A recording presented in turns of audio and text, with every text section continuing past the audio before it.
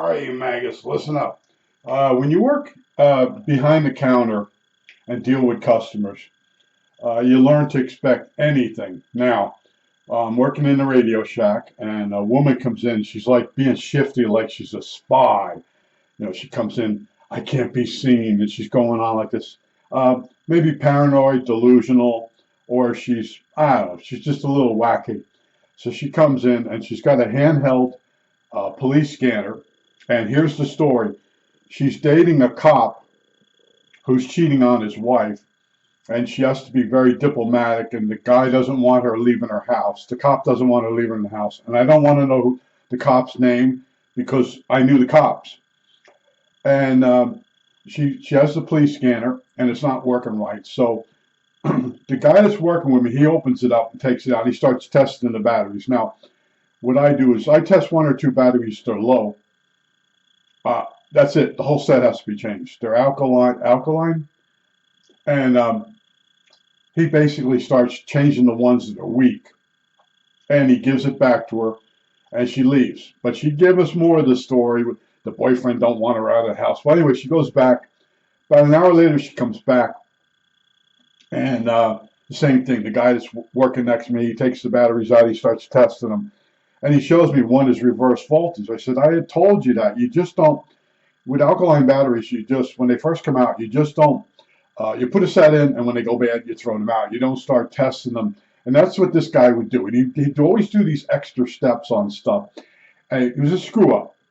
And so one of the batteries was reverse voltage, and I explained to him why. He caused that. So anyway, he puts a whole brand new set of alkaline batteries in there for free for her. And she's going on about, I got to get back because if my boyfriend finds that I left the house.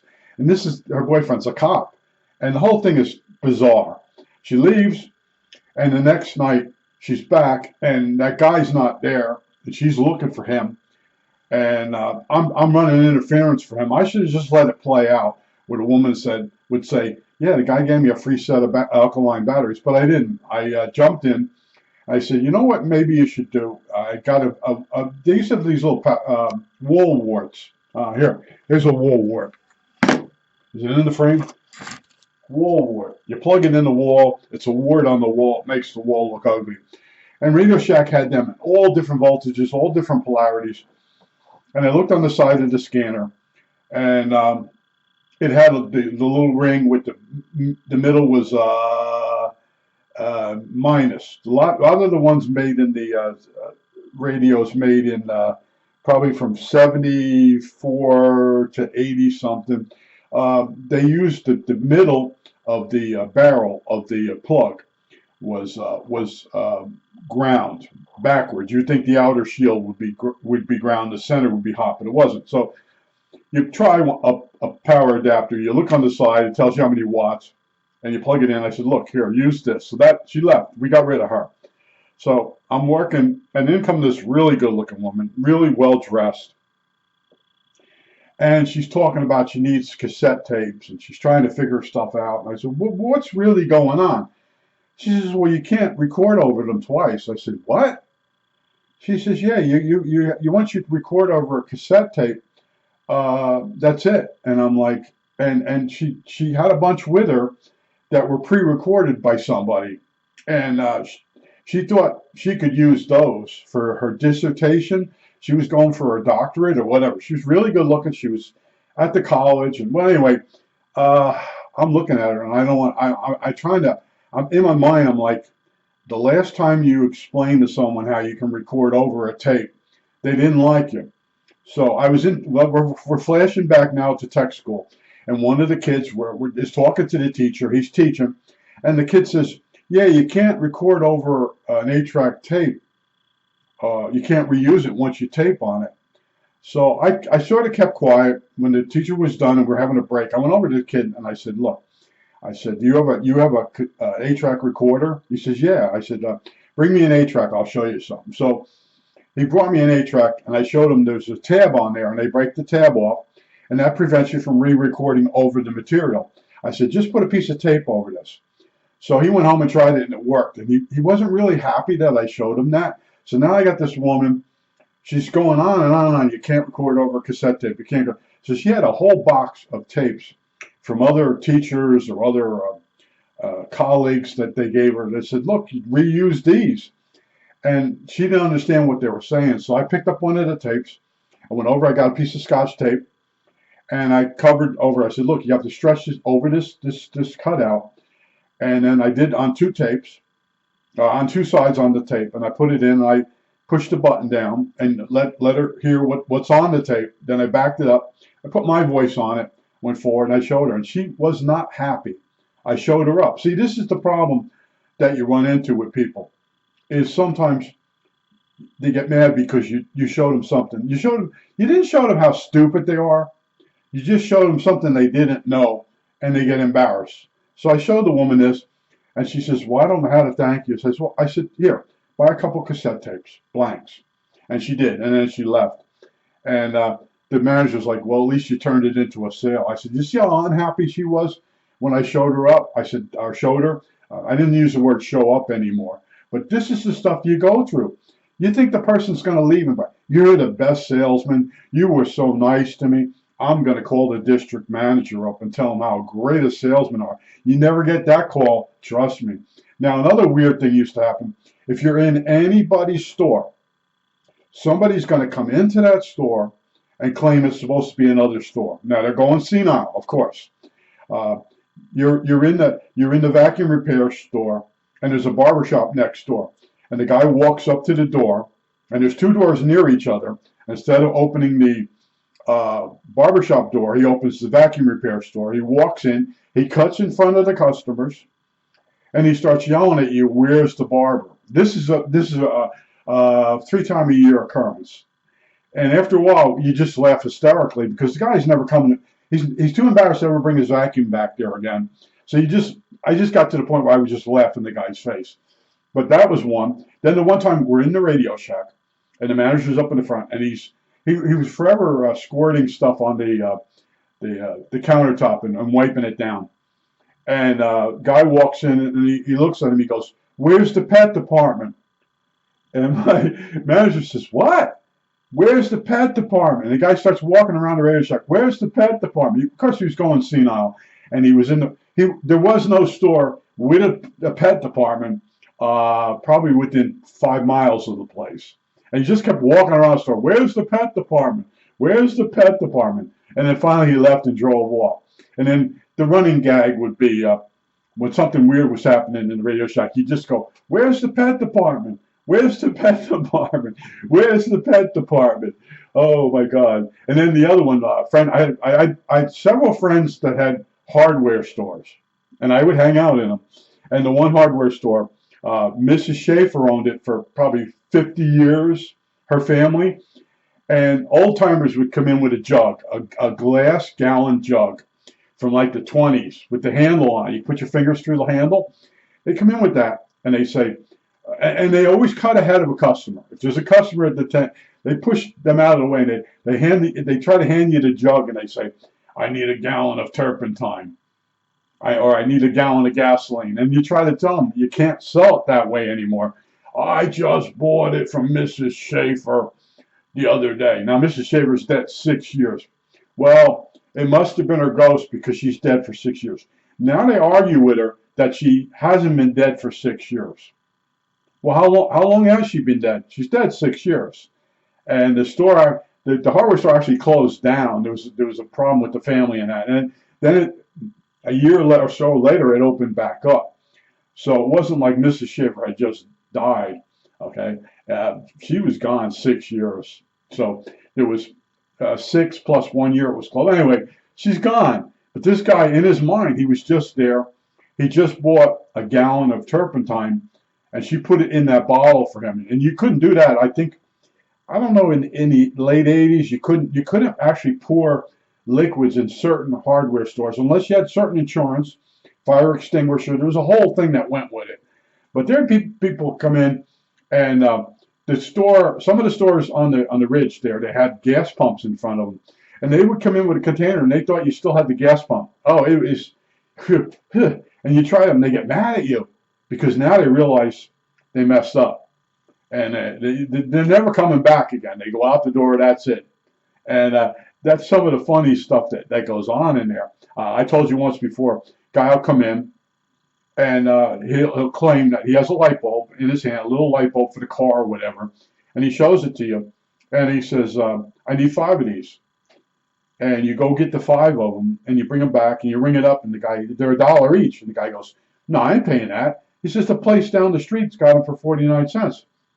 Well, why didn't you buy them? He's out of them. And I'm looking at the bulb, and we know we're not going to restock it. There's something like an old, it might be an old vacuum cleaner bulb or something like that. But the people are unbelievable. They drive around all day looking for something for 49 cents, not realizing the amount of money it costs to drive the car around is more than the light bulb is worth.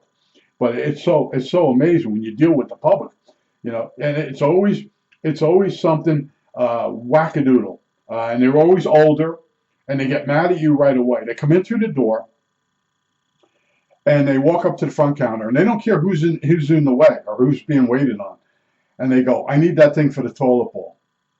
Yeah, you need that thing for the toilet bowl. In your mind, it's a washer, it's a lever, it's a chain, a wax gasket, But he's saying to you, "I need the thing for the toilet bowl," and in his mind, he's thinking washer, chair, but he keeps saying, "I need the thing for the water." And my friend, yesterday, a while, like he would get nasty with him, just say, do you hear what you're saying? And the person is actually saying, "I need a washer for the closet bolts." But what he's saying to you is, "I need the thing for the toilet bowl."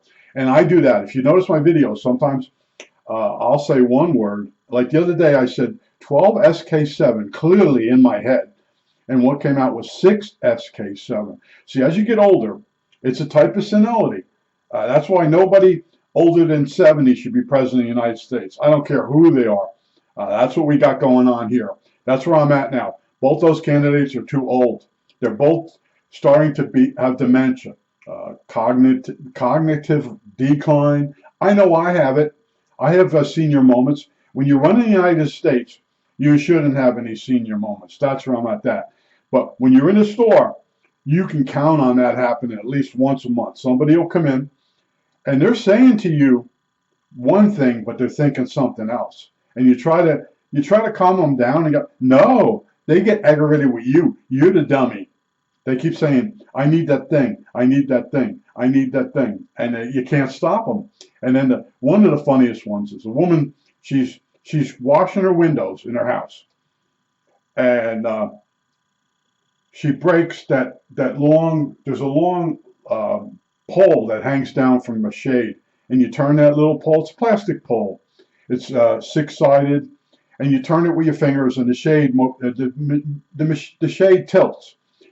And she breaks it. She goes down to Home Depot and Lowe's, and they don't have it. So she comes into my friend's hardware store, and she's got the thing in her hand, and I'm like, we can re-drill that and make it work for her. But she got so nasty so freaking quick. And then as she left, I said to the guy, I said, we could have just re-drilled that. And he goes, "Yeah, I know, but she just was so tired of driving around that she just went into the phase of, well, why don't you carry it?" Well, most people carry the whole blinds. Now, I bought blinds for my house. I think they were $8 a set at Walmart. Well, who would carry that pole?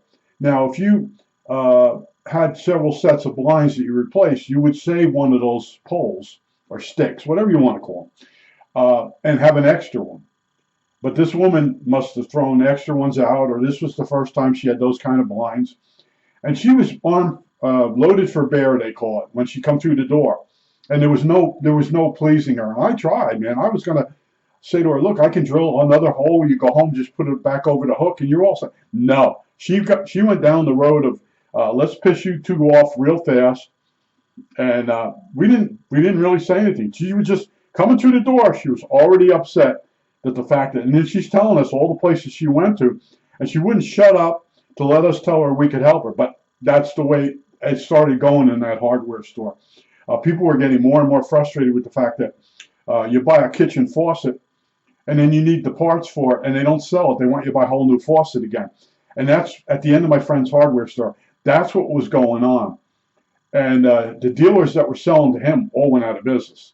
So a lot of times, if he needed a certain product, he'd go over early in the morning and buy them up at Lowe's or Home Depot, come back to the store and mark them up and just put them on the shelf.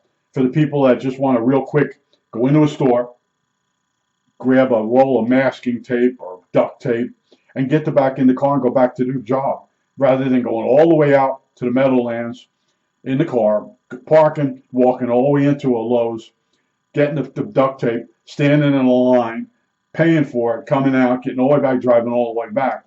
So he did have customers, but after a while, the markups, they just weren't there, and he was ready to retire, and he retired. But you cannot believe the kind of people that walk in, and a lot of them have an attitude right away. And I used to tease some of them, like, the game's almost on. Yeah, I know, the wife, I got to get this job done, or the wife won't let me watch it. And you really try to help the guy, as long as he works with you. But when they start I need the part for the toilet bowl. Well, which part? And if you say which part to them, they get mad, because in their mind, they told you they needed the closet bolts. They needed the plunger. Yeah, we'll call it a plunger. I got to think about the real name of it. It's Fluid Master pieces that go in the toilet bowl. And they just keep saying, I need the part for the toilet. Which part? In their head, they're thinking the Fluid Master, the lever, the chain, the ball cock. I think it's a ball cock. But it's fun to watch. And I do that too. I catch that on the video. Like I said 6 SK7. And in my mind, I clearly, when I was playing that back, I know I said 12. I thought I said 12. I said 6. And it's funny stuff. And you get older. And I don't start fights. I'll say to the person, what did I say? I said, I'm getting older. I'm 72. I know I'm screwing up. Like I said, I do these videos. And then I go watch them. Like, I did that. Oh, man, I can't believe I did that. And sometimes I'll do the video over. And that's the stuff some of you guys are already into or got to look forward to. But it's absolutely amazing how many people will come in with a device and have the batteries in wrong. That's a 4th grade IQ thing. Probably there are children in the 2nd grade that can put the batteries in the right way. And I could walk down my street in my neighborhood, and old ladies would come out and say to me, I can't get this to work. So I take the batteries out because they're in the wrong way. And I start putting them in the right way, and they start arguing with me. And I can tell you the woman's name. But she was famous for that. She wants you to fix the thing, but now she's going to tell you how to fix it. Yeah, that's my whole life. Yeah, it is what it is. I think that's it. All right, that's it.